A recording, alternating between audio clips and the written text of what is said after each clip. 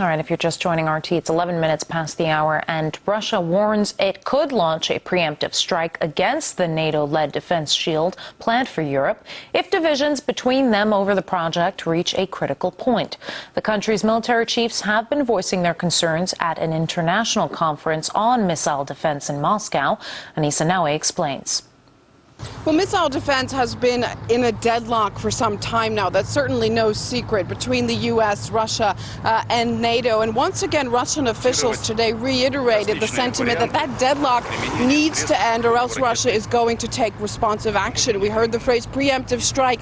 This is pretty harsh rhetoric we're hearing from Russia. They're very serious about their concerns, their national security concerns being taken into consideration by NATO and the U.S. We also heard from officials that if some kind of compromise isn't made, that they're warning of, in fact, another arms race. So very strong words coming from Russia.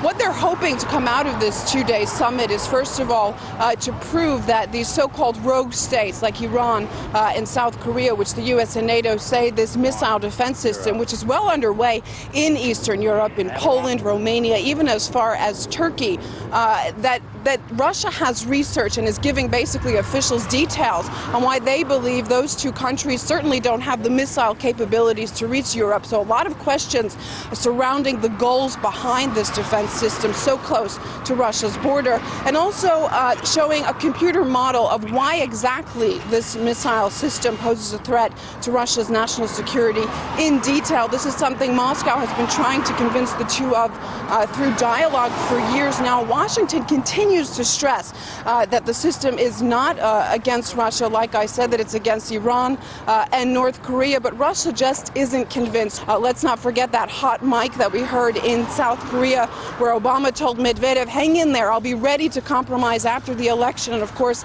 it's an election year in a lot of countries across the globe in 2012, and officials certainly understand that. So what we're going to hear most likely as this two-day summit wraps up is baby steps. We're ready for dialogue, but how far both sides are willing to compromise is still very unclear.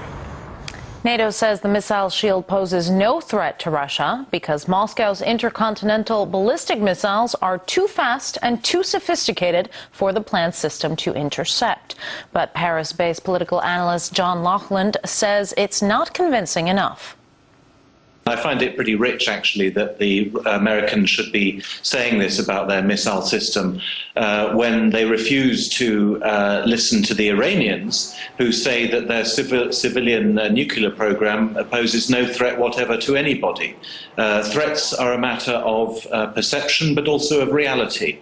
And the fact is that, as far as we know, Iran has no nuclear weapons capability and doesn't plan one, while the Americans are planning a missile shield which, although they may be telling the truth when they say it's not directed against Russia, the fact is it's a new weapons system, and it can be presumably directed against Russia in a matter of seconds.